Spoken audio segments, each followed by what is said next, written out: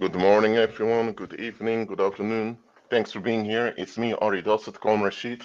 I'm your anthropologist and sociologist. Please hit the like button, share this live stream, subscribe to the channel, become a member of the channel. Don't forget, you can donate the links below. If you wish to have a one-on-one consultation with me, check the fees and the instructions below in the description box of this live stream. And you can check my novels on Amazon, Barnes& and Noble, and other online search engines where it's available. Thank you very much. All right. Before I begin, how are you all doing today? Let me know.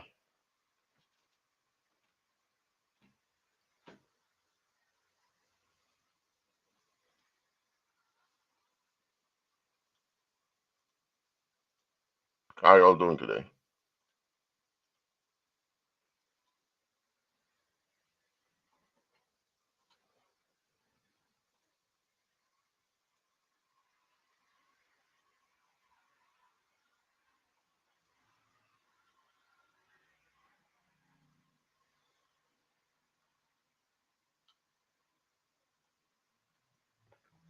All right, you're doing well. That's good. All right. How many of you ever heard of the World's Fairs before? Let me know.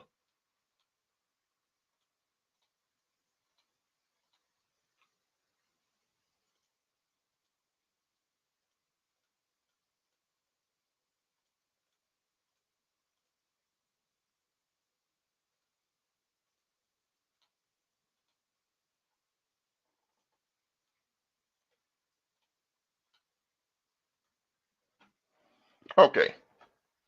Now I'm about to talk about the World's Fairs today with you.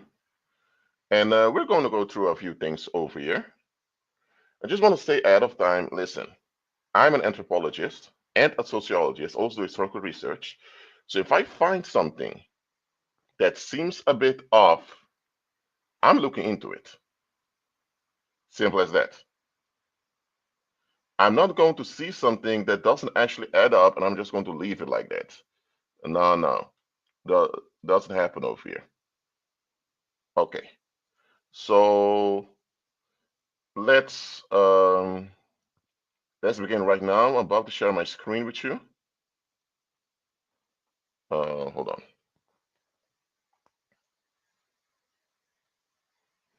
We're going to start a little earlier in history. Okay. Can you all see my screen? Let me know, please. Let me know in the live chat. Can you all see my screen?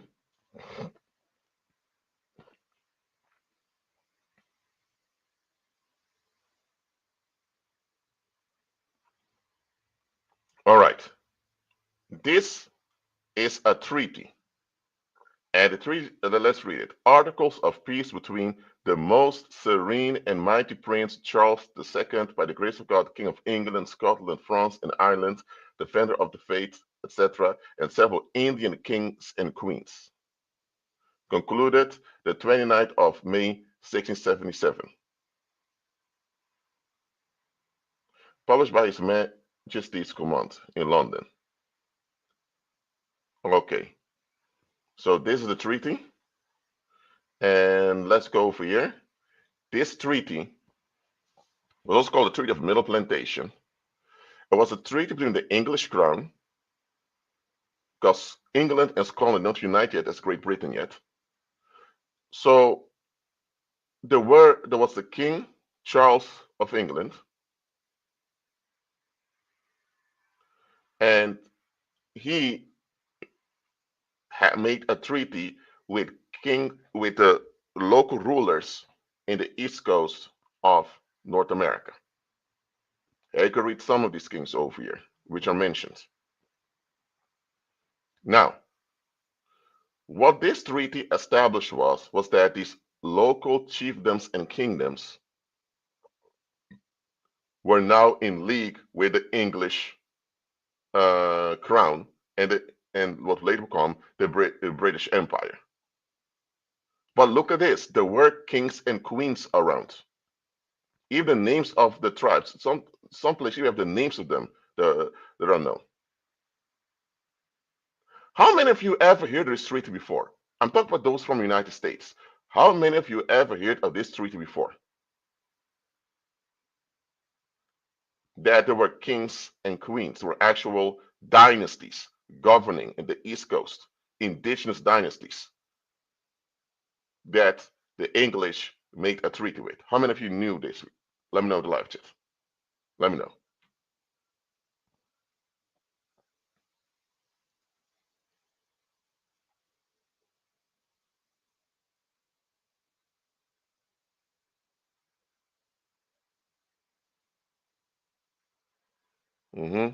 No. So yes, there were dynasties with territories, so there were kingdoms in North America long before Columbus sailed over there. Okay. Now let's continue. Here you can find some the full text of the treaty over here, which not I'm going into. But here's one thing I want to mention: that all Indians were in enmity with us and have not land sufficient to plant upon, be upon information, sold on. Indian kings and queens. The term Indian. Let's look at that. Okay, let's read it. Application of the term Indian originated with Christopher Columbus, who, in his search for India, thought he had arrived in the East Indies. Well, this is a story they've been telling for a while that Christopher Columbus wanted to go to Asia, but by accident discovered the Americas. Listen, I'm not even going into how weird this story sounds. Anyway, Christopher Columbus, indeed, and the people that succeeded him in the Spanish government, they assigned the term Indian to the people of the Americas.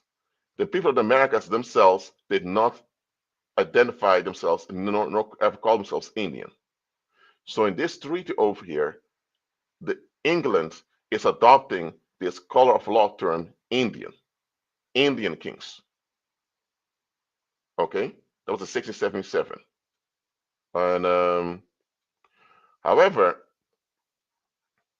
let's continue. There was another quote unquote Indian tribe, as he called them, in North America called the Delawares. And there's a treaty with them in 1778, but this was already after the Declaration of Independence of the United States. The United States did not exist yet because only Morocco at the time recognized in the independence of the United States. It was still English provinces, British provinces being governed by Britain at the time. But anyway, the Delawares, okay? And even today, the state of Delaware has a legislation that grants autonomy to the Delaware Nation. And look at this. This actual legislation you can find online, okay? It says the tribe was formerly known as the Moors, and for many decades of the 20th century, state documents such as driver's licenses demonstrate the tribe's race with an M. The Delaware School Code of 1921 provided that the State Board of Education could establish a school for the children of the people called Moors. As a result, two schools were built, one in the town of Cheswold and one Fork Branch in Dennis Road in Kent County. So the Delawares were called Moors. Okay? And the Delaware people, or the Lenape people, this is the area they used to inhabit. So it's far bigger than the current state of Delaware. The whole area that we today call, that comprised New York State, New Jersey, parts of Pennsylvania, and Delaware, and a little bit of Maryland used to be the area where the Lenape people dwelt, or the Delaware people. Okay? And they were called Moors. Okay? So the whole idea that Moor means Muslim is not true. Many Moors from North Africa were indeed Muslim, but Moor doesn't automatically mean Muslim or Arab. Already explained that the Moor comes from the Maori people, and that also has origins going back to Tamaro. Tamaro was the official name of the Egyptian people in ancient times, written in hieroglyphics. All right. And now, so another thing I want to point out to you over here. Hold on. Am I correct? Okay.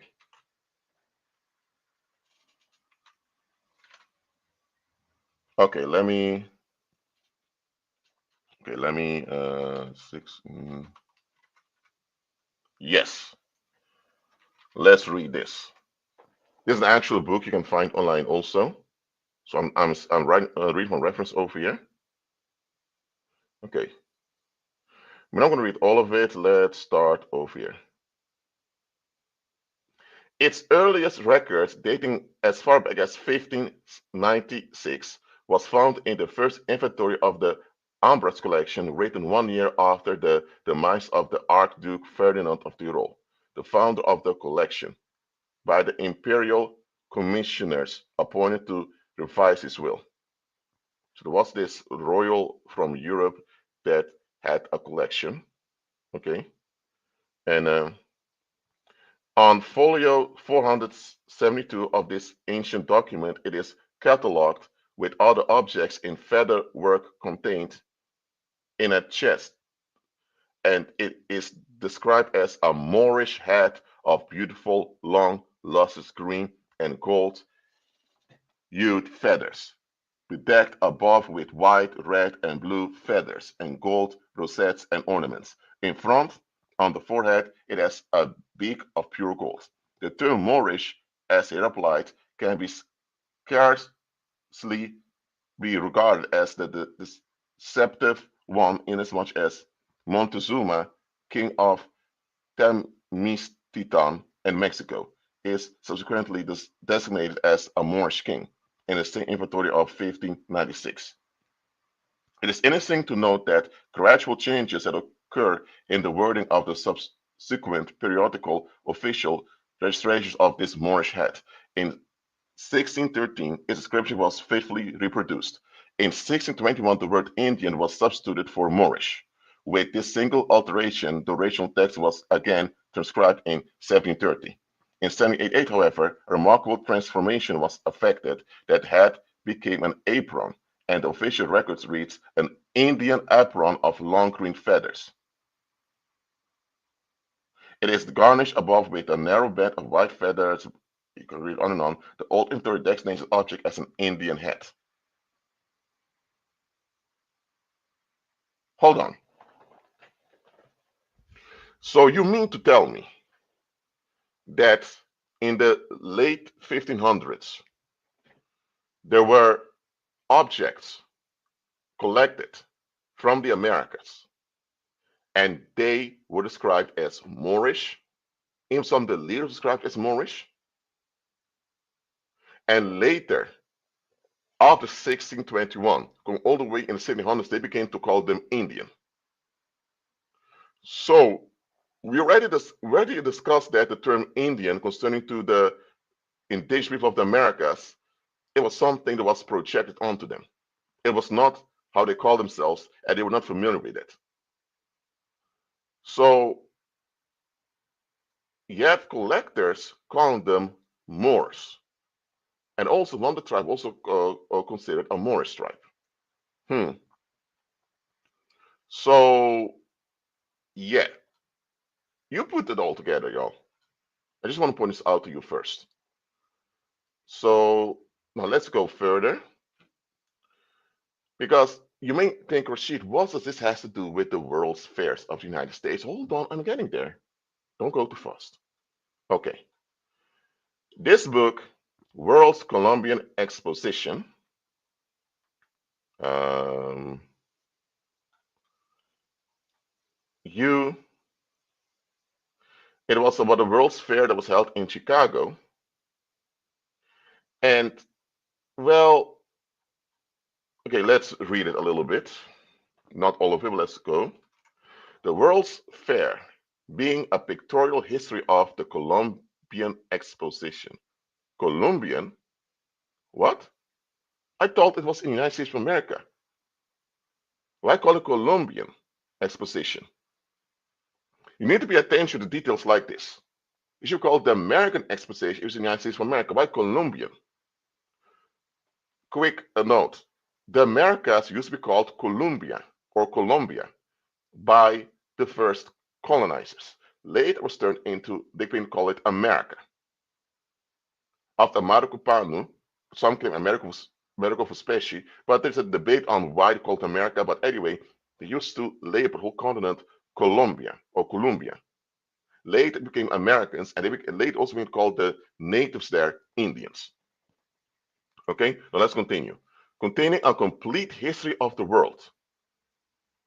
Renowned exposition at Chicago. A complete history of the world? Renowned exposition at Chicago? Captivating descriptions of the magnificent buildings and marvelous exhibits such as works of art, textile fabrics, machinery, natural products, the latest inventions, discoveries, etc., with a description of Chicago, its wonderful buildings, parks, etc. By ex-Governor William E. Cameron, with an introduction by Honorable Thomas W. Palmer, including a chapter on the Women's Department by Frances E. Willett. Embellished with hundreds of beautiful engravings. Okay.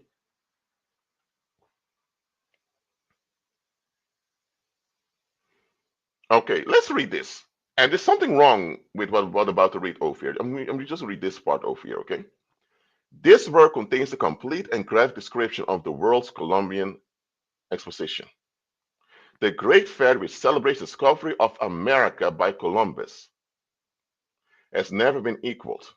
It is larger and more magnificent than any similar exhibition ever held. It is a very pleasant location. Its buildings are spacious and grand. Over $20 million have been expended, and the result is the most attractive exhibition the world ever saw. The whole world is civilized world is innocent in our country's great celebration. Okay.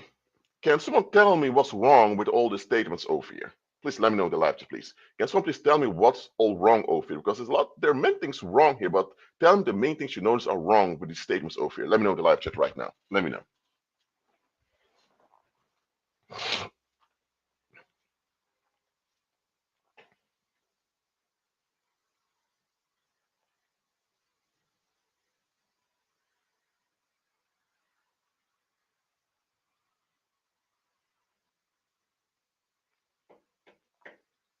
I'll wait for one small minute and then go next state myself. I want to see if you catch it already. There's a lot wrong with the first statements in the preface. Hold on, and wait for 40 seconds.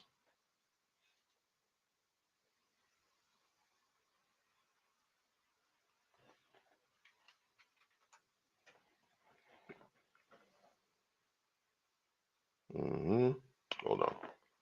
I'm about to explain it to you, but just let's see if some of you already get it.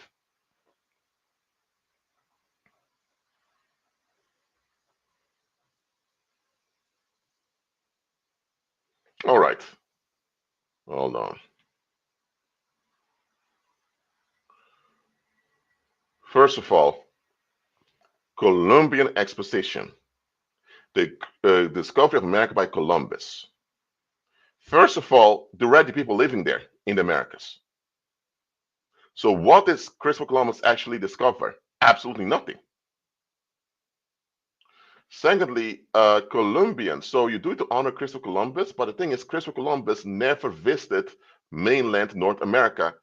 I mean, the part that later became the United States, Christopher Columbus never visited. Christopher Columbus did go to land in what they call Central America, but he never went to land in what would later become the United States of America. So, and Christopher Columbus was not British, he was not English, Scottish. He was considered um, Italian, Portuguese, some even consider him Spanish also, but he was not at all involved with what later would become the United States. There were not even English speaking settlers yet in North America at the time. I mean, not that we are aware of. And there were also no colonization happening at the time by England. So it talks about the beautiful buildings, all of that. Of course, it's based on propaganda. We understand that also. But okay, a world's fair. What is a world's fair to begin with? Okay, let me go over here. World's fairs are a phenomenon. And let me just, oh no. Let me see if I can, okay, let me do it like this. A World's Fair is an event that's used to showcase the achievement of a nation. So let's go to the list over here. In 1791, the king of Bohemia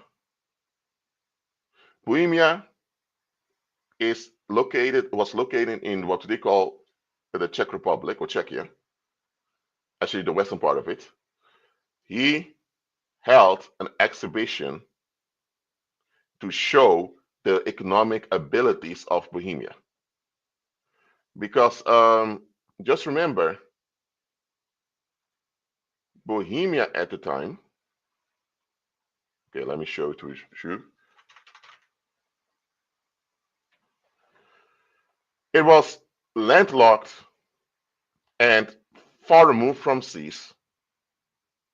And well, you need to propagate your own economy in that case. And at the time, you had the riots going on in France. This was around the same time that the Asian Revolution began, so there was a lot going on at the time. 1798. In 1798, that is after France, they abolished the monarchy. When France was in the revolutionary state, in Paris held an exhibition. Why? Because let's think about it. The French Republic was quite dysfunctional. And a lot of people were murdered during the French Revolution. People were losing their mind, trapping people under the guillotine and all of that. So, to improve the reputation of France after going against the royal house and turn to republic, they want to show how good the industry of France was. In this case, only Paris. Now, a big success it was not, because it was mainly in Paris. And as you know, France isn't just Paris. But this was an attempt to improve the reputation of France. Okay, let's go to the 1800s. Again in Paris, they had another exhibition. There were people coming to attend exhibition, so they had more exhibitions later on. So it's only in 1829 that the United States also has a fair to showcase their achievements. 1829. Now, the United States got its independence 1783. So 17 years till 1800. That is let me see. 46 years. This less than a half century after the independence of the United States. You want to show their achievements. Question is, what achievements were they talking about? You also had in Turin, another exhibition being held. But as you can see over here, World's Fairs remain a European thing to promote the Industrial Revolution as well as to boost the national reputation of a country. And so the World's Fairs eventually became bigger and bigger. And yeah, you even had them in some of the British colonies, like in Melbourne, which is a city in Australia. So I want you to think about the following. I just want you to think with me. These World's Fairs were propaganda. They were meant to show you a story, the story that the government wanted you to believe about their country. So, do you think these stories were the truth? Let me know in the live chat. Do you think that the stories that the government wanted you to know about these fears was the actual truth? You think that? Let me know in the live chat. Let me know.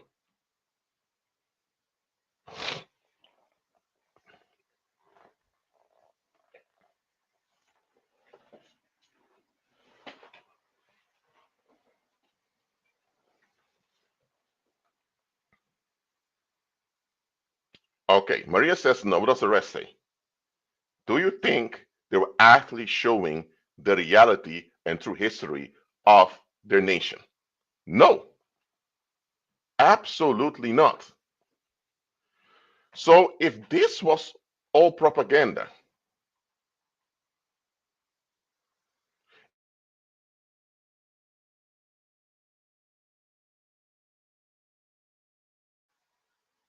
hold on. Can you all hear me? Hello? Can you all hear me? Okay. Let me share the screen again. Something happened with my piece, with my laptop. Okay, let me share the screen again. So, if this was propaganda, and there were a lot of finance involved, I'm telling you one thing: people were left out.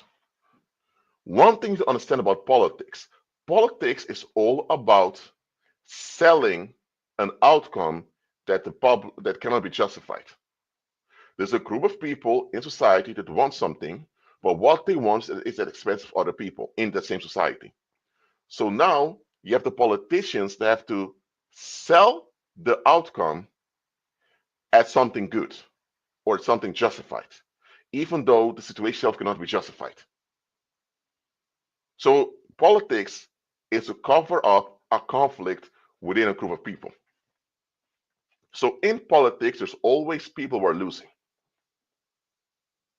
There's always a group of people that wants to have some advantage at the expense of the rest of the group.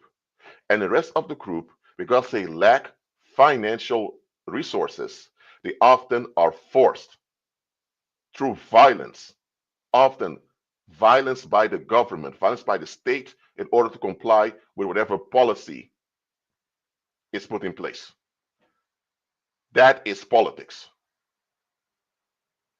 For example, quick example, let's say you have a beautiful farm, and there are people saying, man, we want a piece of that farm, man, because we want to build a nice house over there.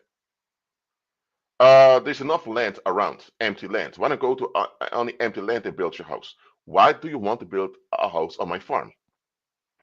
If they come to you and say, yo, man, that part of your farm is us now, man, we're going to build over there. You can say, I don't know you, get off my land. If they put a gun to your face or a gun towards put a gun towards your children, you may likely concede to them because you don't want your children to get hurt. But then there will still be thieves. But if there's a gang behind them, now they have a backup for the claim. And if this gang is sanctioned by a government, now you get a deed to the property. You say it's our land now, we can build our house on it. So politics is all about some people wanting something they can't justify nor account for, yet they don't want to give it up. So you'll find a lot of delusions in politics, straight up. So, as we all read, they were propagating the lie that Christopher Columbus discovered America, all of that. So it was a white supremacist thing. So if the first World's Fairs were done by European nations, including the United States of America, which we can't really consider a nation, especially at that time. But let me tell you, if this were white supremacist projects, then we have to understand that there were things they were saying that were simply not true. That's how it works. Now, let's move on. In the United States, yet this political doctrine um, initiated by James Monroe, the fifth president of the United States.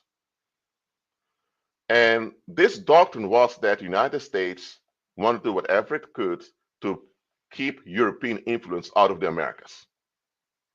The United States wanted to make the Americas their sphere of influence. But it was a big problem. Britain ran the world economy back then. Canada was still part of the British Empire. In 1867, Canada became a confederate kingdom, but it was still part of the British Empire. So the Monroe Doctrine is against colonialism by Europe, and they don't want to be involved with things like nobility or anything like that. Now, this doctrine affected what would become the culture in the United States later on. Okay, and late in the 20th century, this doctrine was used often for so-called intervention of the United States in Latin America. All right, now, why am I mentioning this? Okay, if there's a Monroe Doctrine in place, why are they celebrating a colonial discovery of Columbus then? Do you see the contradiction over here?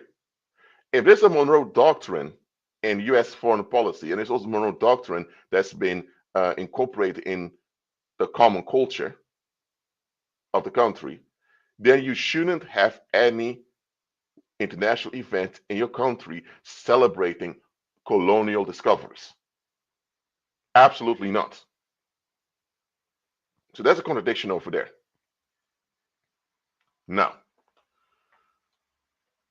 as I mentioned before, world's fairs later were done by the rest of the world too.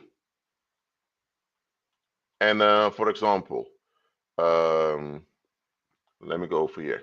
Yet, World's Fair, there was Exposición Centroamericana, the Central American Expo in Guatemala in 1897. And it had 4,000 visitors. It was organized by the Guatemalan government back then. And it was to show the glory of Guatemala. But it was called the Central American Exposition. You know why? I'm about to explain to you what's called the Central American Exposition. Okay, let me go over here.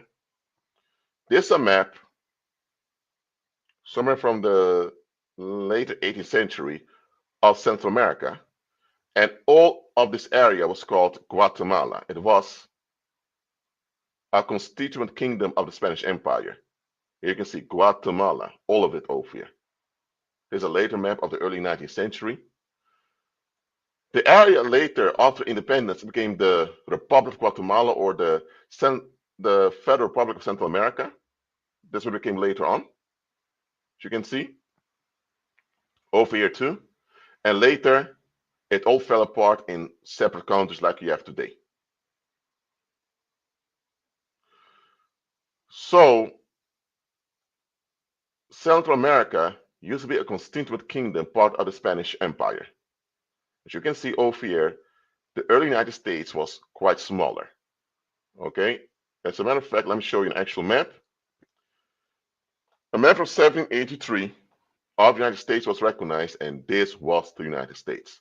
As you can see Canada above here. Yes, it's Canada above here, still part of the British Empire. This here was part of the Spanish Empire, was Spanish territory, including Florida. And the borders of the states were not agreed upon still. So Georgia claimed all of this, North Carolina, all of this. By the way, how many of you have seen this map before, or a similar map like this before? Let me know in the live chat. Have you seen this map or a similar version before? Let me know.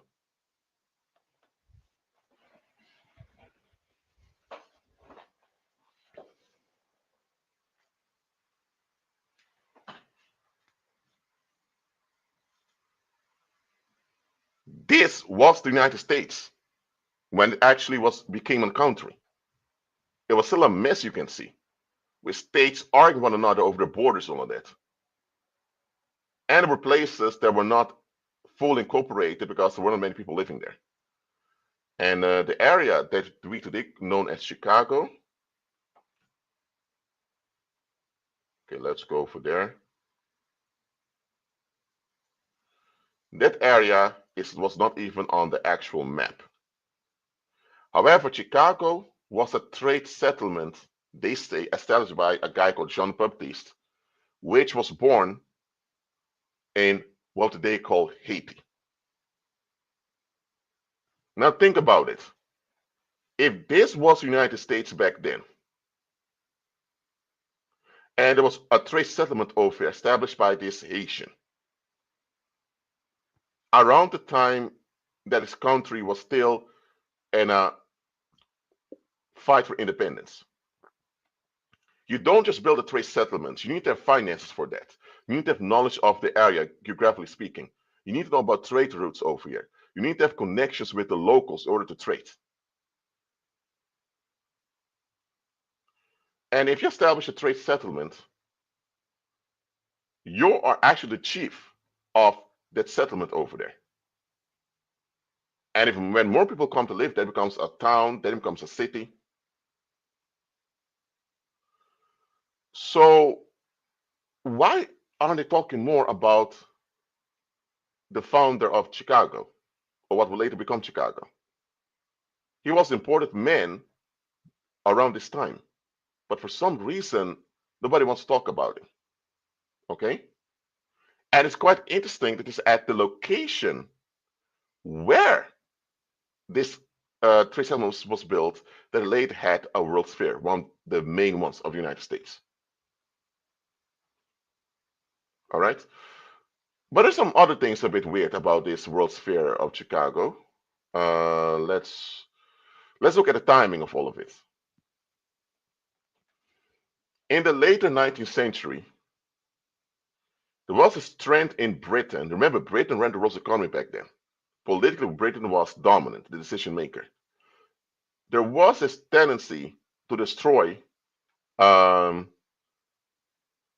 country houses as well as what we could call palaces in Britain. It was something that was ongoing. It went so far that there was a legislation proposed to stop all of this. But the legislation was controversial, so it was delayed for almost a decade, and it was passed 1882, the Ancient Monuments Protection Act of 1882. Let's read. The Ancient Monuments Protection Act of 1882 was an act of the Parliament of the United Kingdom of Great Britain and Ireland, as it was then, because Ireland is a part of the British Empire then. It was introduced by John Lubbock, first Baron of Avebury, recognized the need for a governmental administration on the protection of ancient monuments. It was finally passed after a number of failed attempts on heritage protection acts. The gradual change towards a state-based authority responsible for the safeguarding of the kingdom's national heritage manifested itself through the appointment of the first inspector of ancient monuments in 1882.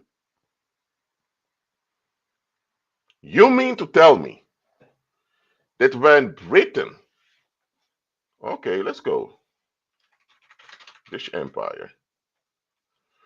You mean to tell me that when the British Empire was running the world's economy, they were the decision maker, shaping the politics of the world. You mean to tell me that at that time, there were a lot of people demolishing British monuments? What? Shouldn't they be building more things at a time to celebrate their dominance over the world? This is a bit weird. Okay? And it's around that same time, that a lot of these world's fairs were popping up. In the 2-3 decades before this act, a lot of world's fairs going to pop up here and there. You mean to tell me that in Britain, they had this this phenomena of demolishing, destroying their palaces, country houses, and national monuments. And at the same time that World's Fairs celebrating the nation's achievements, what achievement is it to destroy your um to destroy your heritage like that? So this is a contradiction also. It's a big one. And as you can see here, these exhibitions got millions of visitors. So how can you have this self-destruction going on at the same time you celebrate your nation's achievements? What goes on? What achievements are you celebrating if your own people are now destroying whatever consulted heritage there is? And you're the one running the world's economy. And the United States back then was nothing relevant. It was still under the shadows of the British Empire at the time. The United States back then, not in everything, but in general, they followed the British Empire. Now, apart from that, when you go to Chicago, there was this event, well, not event, there was this thing that happened, the Great Chicago Fire of 1871. Let's read very quickly. The Great Chicago Fire was a conflagration that burned in the American city of Chicago during October 8th to October 10th, 1871. The fire killed approximately 200 people, destroyed roughly 3.3 square miles, 9 square kilometers of the city, including over 70,000 structures, and left more than 1,000 residents homeless. Whoa, hold on a minute. 17,000 structures burned, destroyed by the fire, 100,000 residents homeless, 200 people killed, 9 square kilometers. That's what? Okay. The fire began in the neighborhood southwest of the city center. A long period of hot, dry, windy conditions and the wooden construction prevalent in the city led to the conflagration spreading quickly. Okay, let's read this over here. Let's read this. It's about an Irish immigrant in Chicago, and they claim that her cow that she had triggered this whole situation. And let's see how they say this thing began. Okay. On the evening of October 8, 1851, a fire consumed the O'Leary family's barn at 137 the Coven Street. Due to high wind and dry conditions, it spread to a large percentage of the city, an event known as the Great Chicago Fire. Oh, hold on a minute.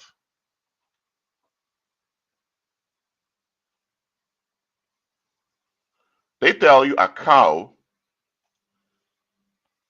turned over a lamp, like an oil lamp.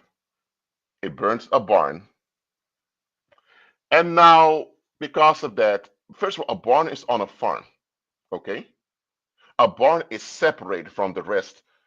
So how can a barn that's separate from other buildings cause a fire to cause over 9 square kilometers?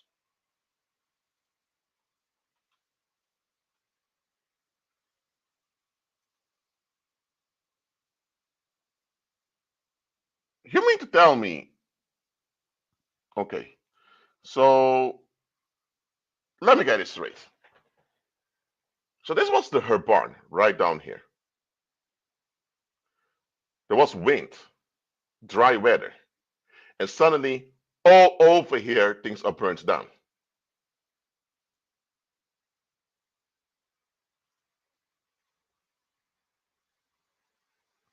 Um, Sorry to say, but this does not all look like wooden structures over here. I can be wrong, but this doesn't seem like wood. Oh, most of them are wooden structures. So what? I see stone structures over here, and it seems like an explosion happened or whatever over here, y'all.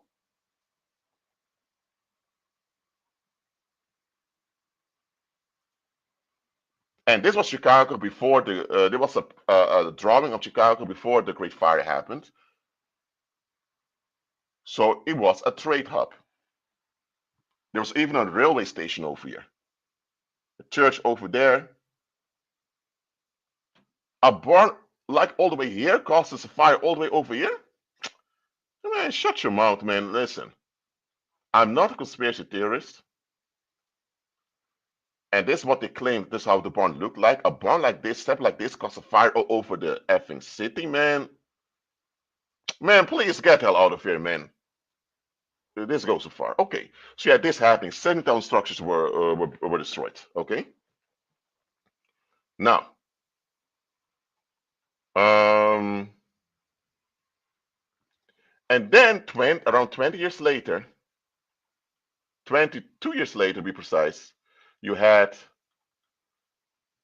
the World's Fairs held over there. Okay, now he said it was a newspaper article at the time.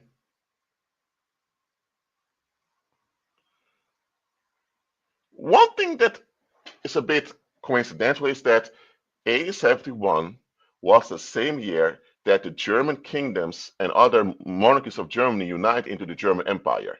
The King of Prussia, Wilhelm I or William I, the King of Prussia became German Emperor. All right? And the establishment of the German Empire caused a political shift in Europe and international politics also, and was also a revival of Germanic paganism at the same time.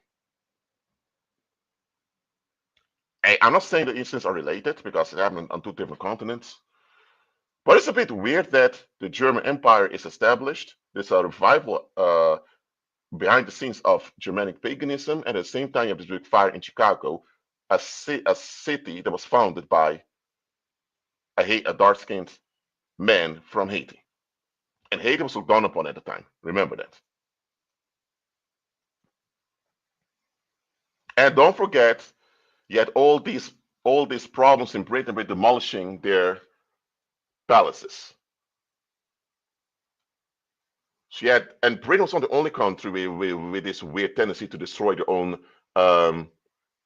magnificent buildings like that. So you had a lot of these important buildings, thousands of them, being demolished in Britain and in many other countries also. And at the same time, you had World's Fairs and millions of people attending them. You had this big fire happening in Chicago also.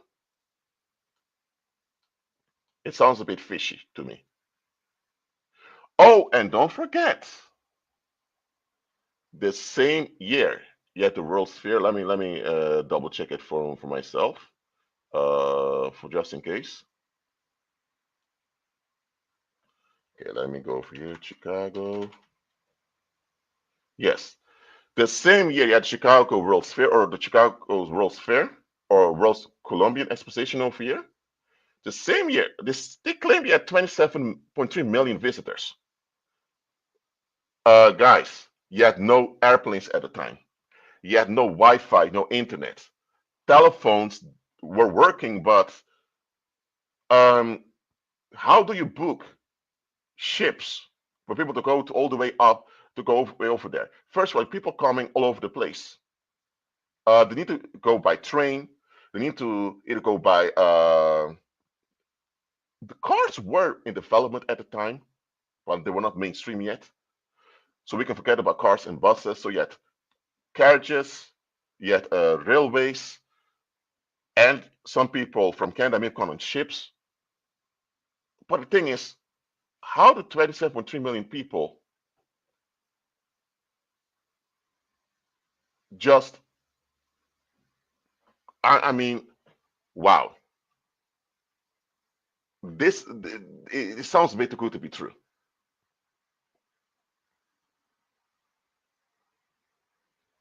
So, and the same year you had this World's Fair, you had the Panic of 1893. It was economic depression in the United States. So you mean to tell me that there was economic crisis developing years before, and it had a crash in 1893.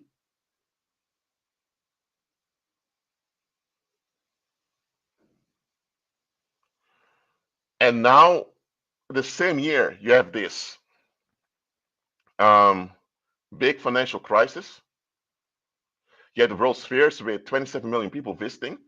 If there was economic crisis happening, where did people get the cash from to attend the World's Fair? Were all foreigners that came? Okay, if they're all foreigners that came, hold on, let me check something. I'm gonna go to United States. Oh wait, I need to change. Can you guys still hear me?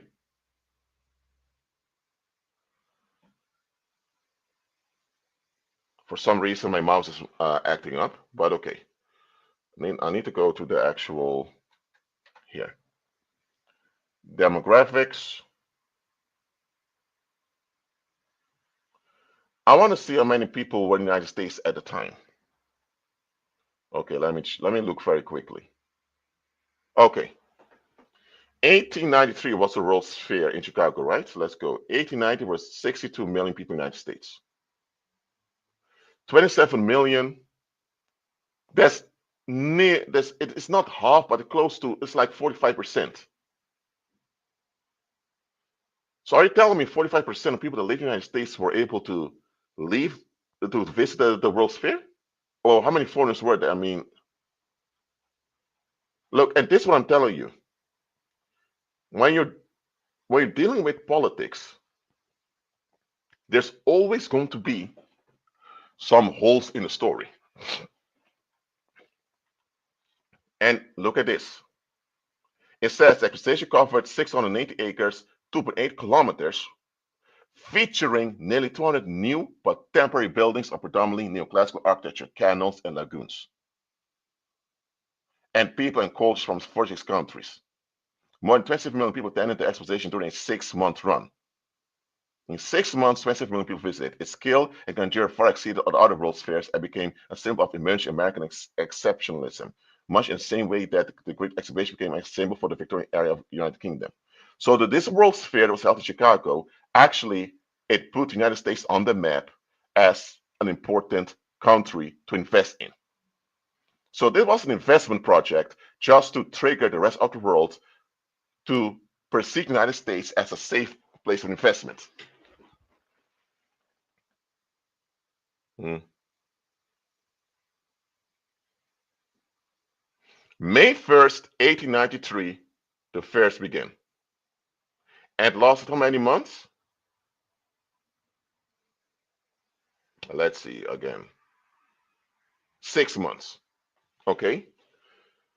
October, there were ceremonies October 21st, 1892, but it was only opened a few months, like a half year later.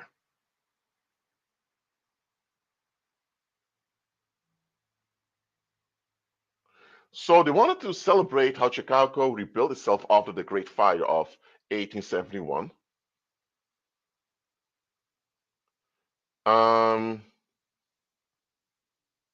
And he went into debt to do this.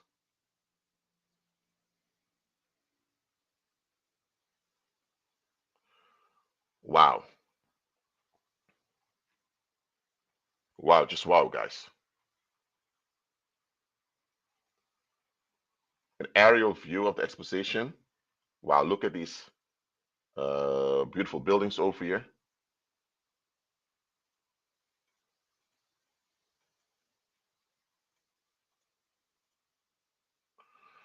Now, I have a question for you guys. Do you think it's possible? Hey, I'm not here to spread conspiracy theories and all of that. I'm just looking at the situation here. And I'm seeing, let's go to this again, guys. So you have this city in the United States that began as a trade settlement by this, what they consider a quote unquote black man or Negro from Saint Domingue, which later became Haiti. He builds a settlement, so he had this whole uh, tiny chiefdom thing going on over there. More people moved to the place, and later becomes a town, then becomes a city. And then 1871, right at the same time, you had all these demolitions happening in Britain and other places. She had a lot of demolishing things happening and World's Fairs at the same time, attracting millions of people. And the German Empire was established. When all that was happening, there was this big fire destroying Chicago. And 20 years later, there's a World's Fair with its beautiful buildings, gardens, lagoons, and all of that. And they say, well, these were temporary buildings. Guys, your city was burned down 22 years ago during a financial crisis in the country. You mean 100,000 people were homeless? 300 people died. That was a national trauma.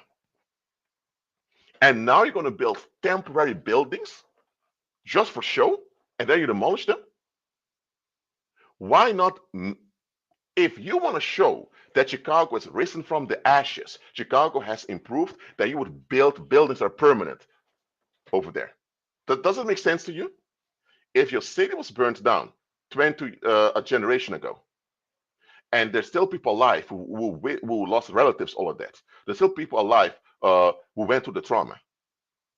And you want to show to the whole world that Chicago has risen from the ashes, show the glory of the United States of America, then why is the glory you so-called built temporarily?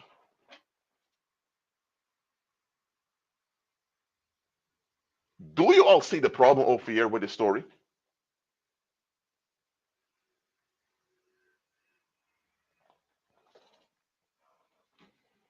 So, yeah. And don't forget the advertisement for this World's Fair, Christopher Columbus with a flag of the United States. What? This is a lie. Colombian. So this don't do United States of America. Okay. Now let's go on. Again, this was the Ancient Monuments Act, the legislation you can find online too, to protect the destruction of the British heritage. And okay, I already showed you guys this one over here. Again, Central America still has buildings from before Columbus came to the Americas. It also structures built by the Spanish. So it's understandable that there will be World's Fairs in, let's say, Central America and those other places. But Chicago? Now, I want you all to think with me for a moment. Okay, World's Fair. You see how many World's Fairs are happening all over the world?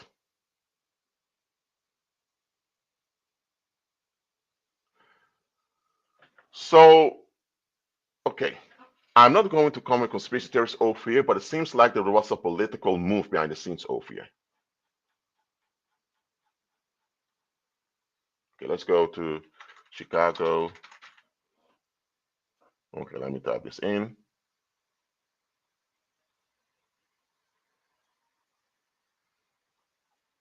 Okay, let me go down a little bit.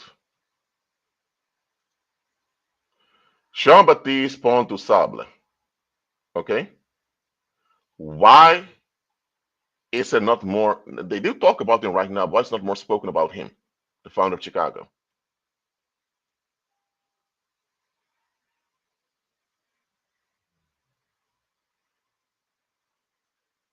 And here's another thing. There's an artist rendering of the fire that happened. Where are the actual pictures? Photography was a big thing back then.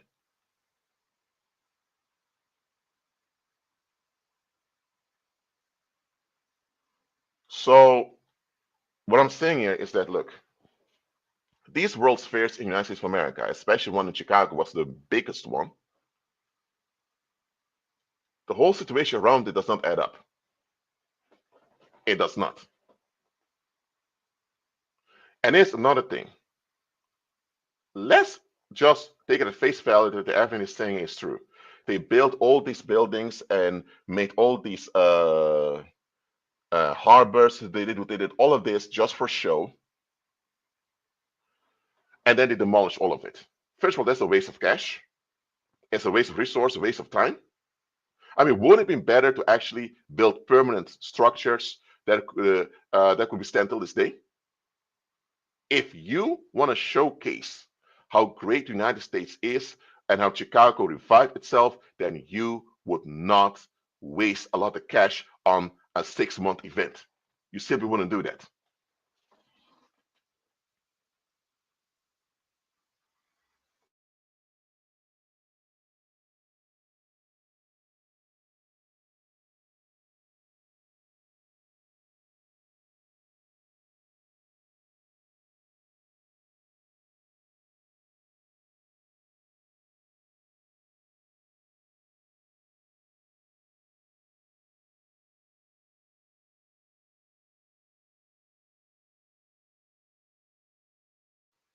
Can you all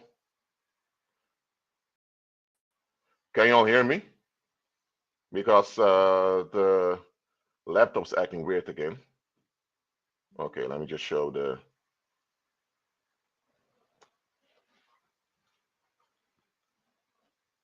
But okay, before I continue, do you all understand the issues um, that are surrounding these world spheres?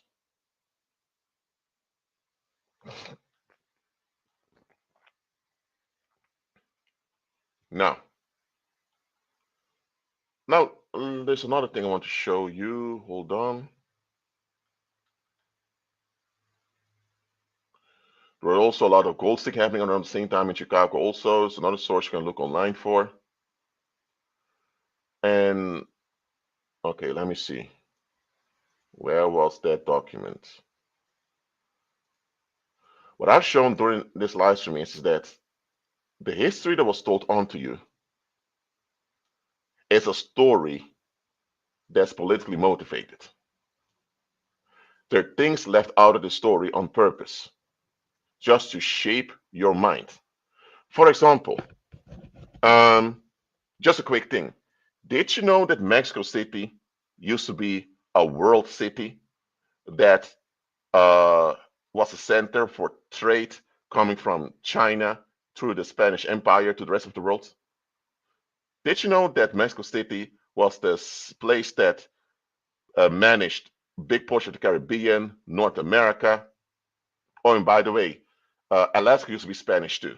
It became Russian later. Okay, so but thing is, all this advice wrote in New Spain, administration of the Spanish Empire, Mexico City was the center of it. Mexico City has a big history. They did not have world power, but they had regional power. Mexico City held regional power on behalf of the Spanish Empire. But do you ever hear about that today? Not at all. As a matter of fact, nobody even wants to talk about Spanish America.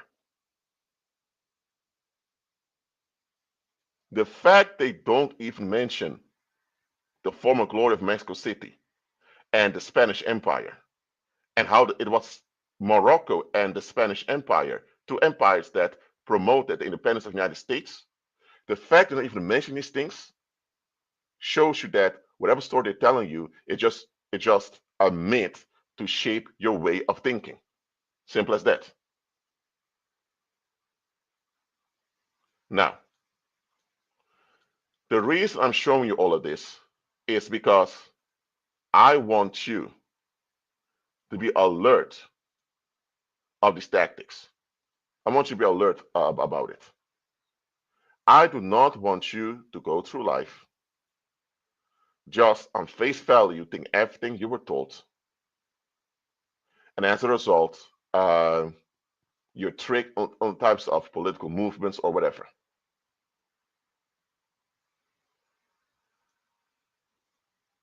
I mean, a lot of information I shared over here. Did you know any? Did you know any of these things beforehand? And I showed you sources online. So you know I'm not talking out of my ass over here. I'm showing you sources online.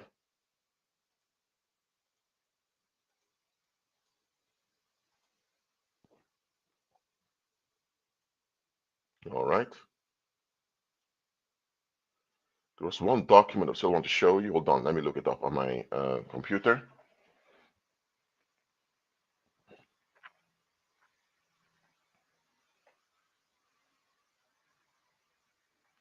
Ah, here it is.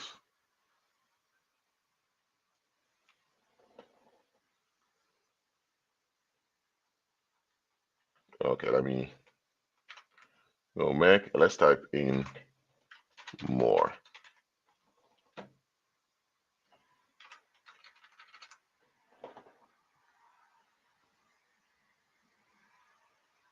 Talks about a Moorish mosque over here. Okay. Now let's continue. The Moorish palace. The Moorish palace again. The prevailing style of architecture was Moorish. The decorations were Byzantine. Okay. So they talk about the Moorish styles over there. Of the object of the expedition was prey upon the unwary of the weaker of the Spaniard or the Moor. Okay. So they have a lot to say about the Moors over here. But my thing is, okay, if this is something about the United States,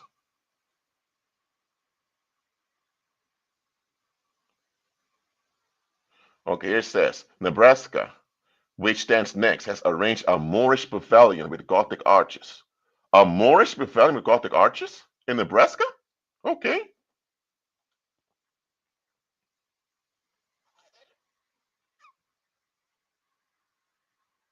From Ohio came come to the valuable archaeological collection by Dr. Metz, Mr. Moorhead, and others. Okay. What I'm telling you is that, okay, the clock is 8 feet high enough Morse to sign. So as you see over here, and this whole thing about the world sphere of Chicago, they have a lot to say about the Moors. And we already discussed earlier in this live stream that the indigenous people from the Americas used to be called Moors, and later on the term Indian became applied to them. And one of the tribes, the Delawares, used to be called the Moors also, even recognized by the state of Delaware. And then you had this World's Fair exhibition talk about Moorish things over and over again in this book. Now, there are people who've been telling me, Rashid, what if these buildings were not actually constructed for the World's Fairs? What if these buildings were already there, but they just uh, renovated them to act like they're European constructions? And what if they just wanted to destroy what was left of the indigenous glory and replace it with late 19th century construction? That's something I heard. Now, some say, Rashid, that is blackwashing of history. Rashid, how can you come up with that? They say, okay, listen.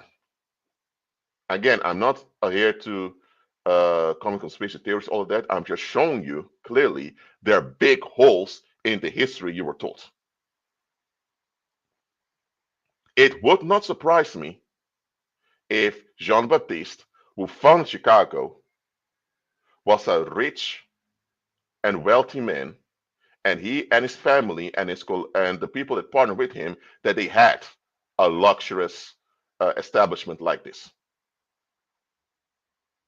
And it wouldn't surprise me if it wouldn't surprise me. I'm not saying it is this way, but it wouldn't surprise me if the fire of 1871 in Chicago was a racist government attempt to destroy whatever was built by Jean Baptiste and his people. And if it could be that the big fire was a political action to destroy what's left over there and later build these temporary structures to act like nothing happened, but nobody was fooled. Could also be that those buildings were there all along. Anyway, let's look over here. 1871, you had this big fire in Chicago. 5 years later, you had the first World Fair in Philadelphia, which became a financial disaster. But it had 10 million visitors, 14,420 businesses.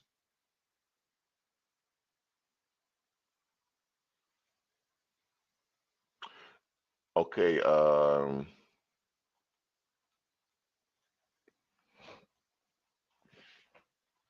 okay. I hope you understand. I think it's clear for you right now. You have these fairs being there, these events, where they have temporary buildings which are beautiful, well decorated, of quality, but then they demolish them. And then the United States continues with all its problems.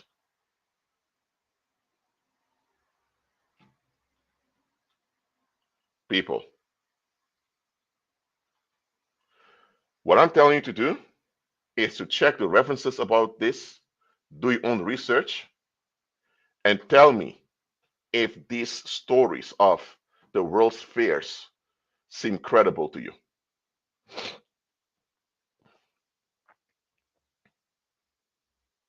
Oh, and don't forget, 1871 was just 6 years after the end of the Civil War.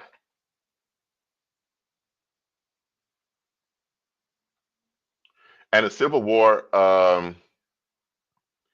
had a lot of casualties, a lot of them. You mean to tell me the United States has a Civil War?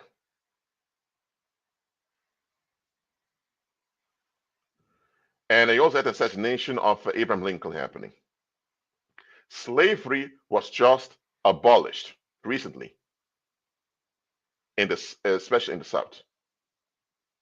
And you have this city established by this man from Haiti that less than a decade after the end of the Civil War, this city was confirmed to be built by this man from Haiti is burnt down.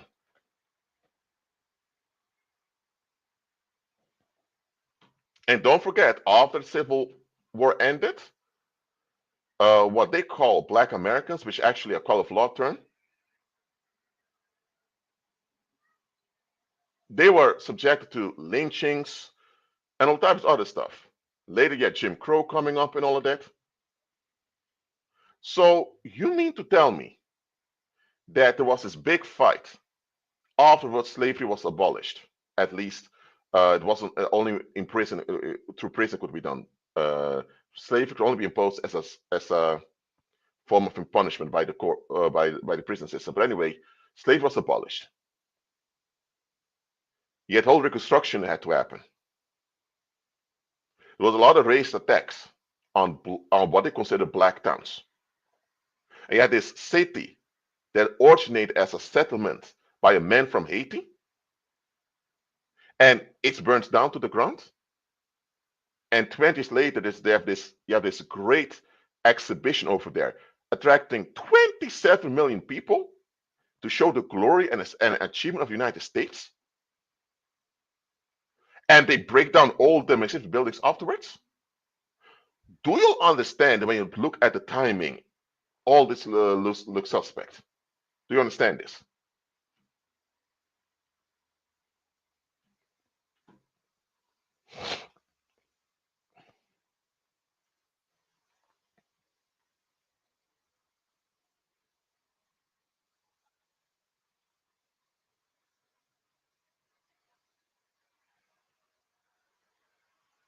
Mhm.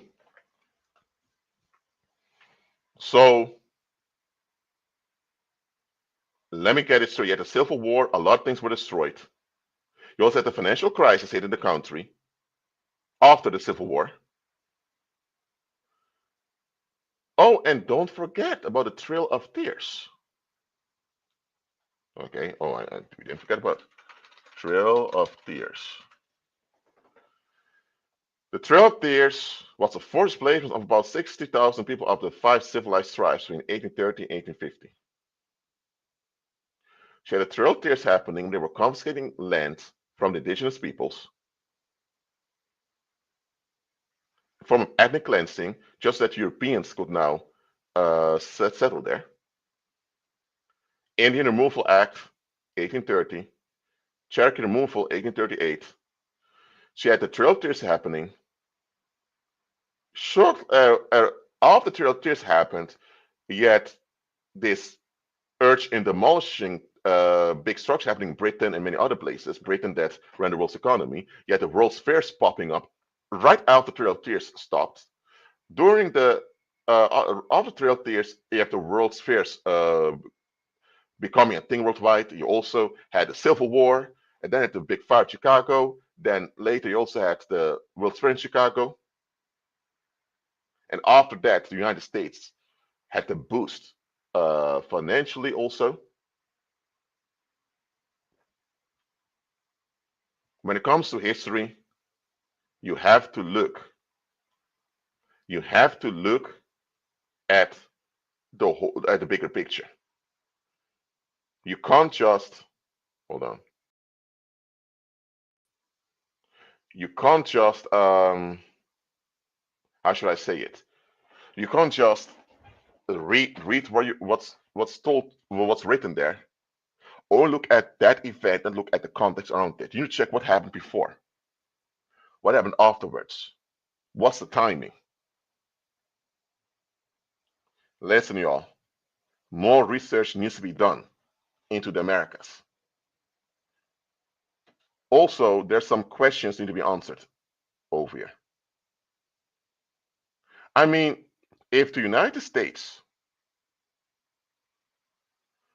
was so ungrateful towards the local dynasties that went along with the establishment of the country, because remember, there was a treaty with the kings and queens over there that they called Indians, but we know the term Indian is a call of law term.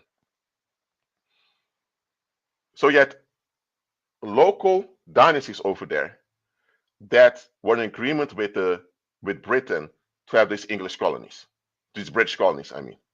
When these colonies became the United States, they had to make separate agreements with these local dynasties. And guess what? They violated all of them and eventually displaced them, acting like they never existed, demolishing what they had.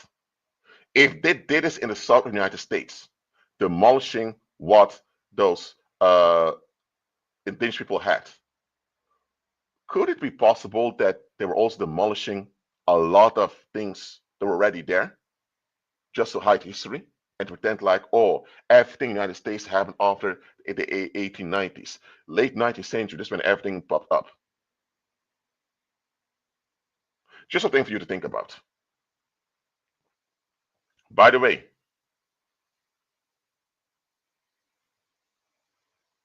James mentioned there were so-called fires all over the U.S. in the 1800s. Okay, well, the Chicago fire was not the only one that happened around the time. There were more of them. Just do the math. 1 plus 1 equals 2. 2 plus 2 equals 4. If there was ethnic cleansing happening of the indigenous people over there, which were not Indians, just a name they used for them, and these indigenous peoples had their own dynasties, they had their own, what we can say, polities, countries, whatever.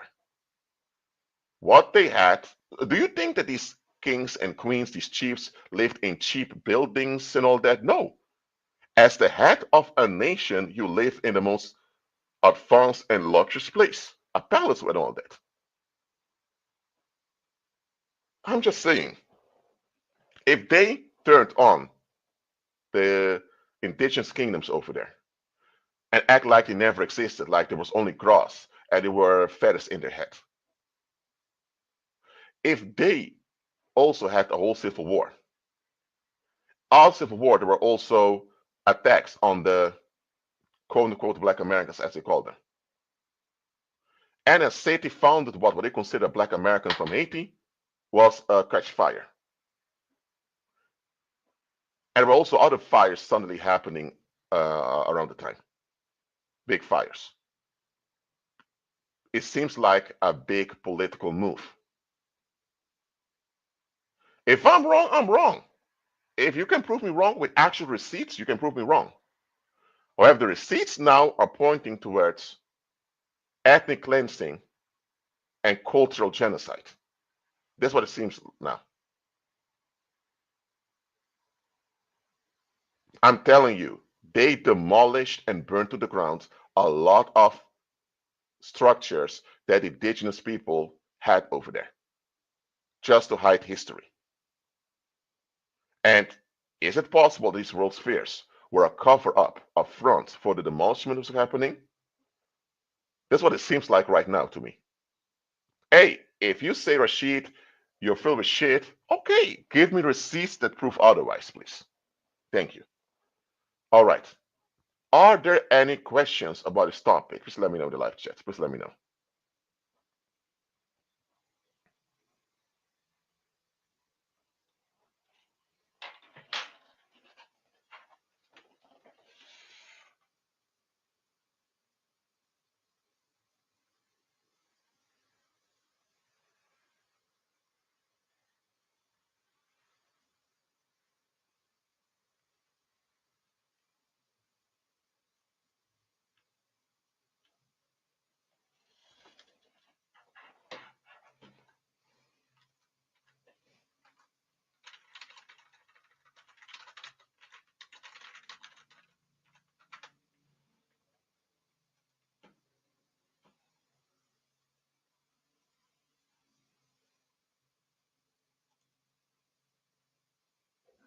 Mm,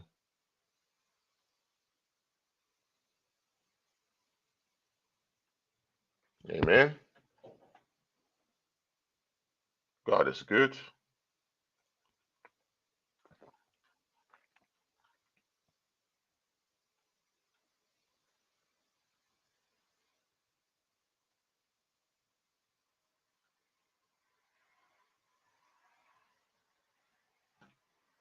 Okay, just one thing I want to show you over here very quickly. This is not an exhausting list with everything, but you had a fire 1862 in Troy, state of New York, 671 buildings destroyed. Okay?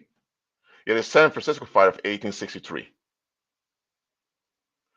I want to talk about the United States now. You also had in other places like in Chile, Australia, and all that. You had Charleston in South Carolina, Atlanta, Georgia, Columbia, South Carolina, and Richmond, Virginia. You had this Crystal Palace in Sydney destroyed. Okay? But that's Australia. You had the Great Poland Fire in Maine, 1866. You had in Quebec City in Canada, you had the fire too. I mean, Ohio, 1870, a big fire. You had in Great Fire of Chicago, the Peshtigo Fire, Great Michigan Fire, the Great Boston Fire, 1872. You also had Chicago Fire, 1874. What? Another one? So you had a big fire, 1871, and another one 3 years later?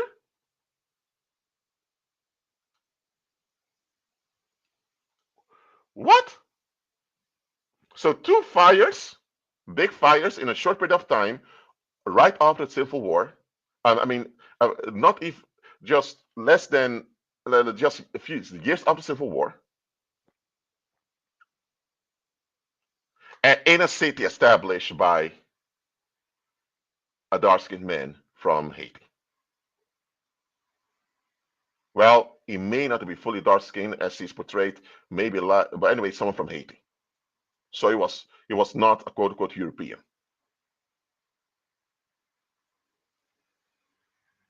So yeah, this quote unquote black American from the Caribbean, as they call him, establishing a trade settlement, became a city, and after Civil War, specifically was the United States, you had two big fires over there.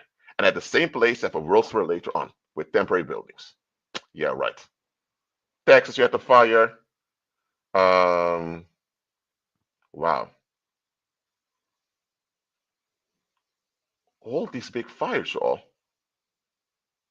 1889, Great Fire in Washington, Seattle Fire, Spokane Fire, Ellensburg Fire, Bakersfield Fire in California, Lynn, Massachusetts, Clarksville. Wow. So you have, okay. Let's be clear about this. At the time, you had many demolitions happening in Britain, so much that the government of Britain intervened to preserve the natural heritage of Britain. Okay? Britain that ran the world at the time. I mean, what? You run the world as the British Empire? Financially, economically, you're at the top. Politically, you make the moves, but you're demolishing much of your own heritage? What goes on over there? At the same time, you have the demolition happening in Britain. You have all these big fires happening.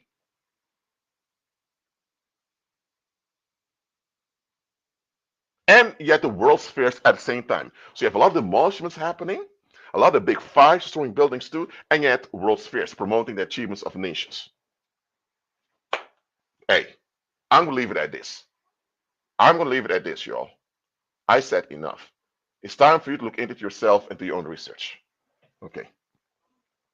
Now, I didn't receive any questions. Again, look in the topic yourself. By the way, if you guys would like me to make a series about this or go in depth on this topic, I can do that.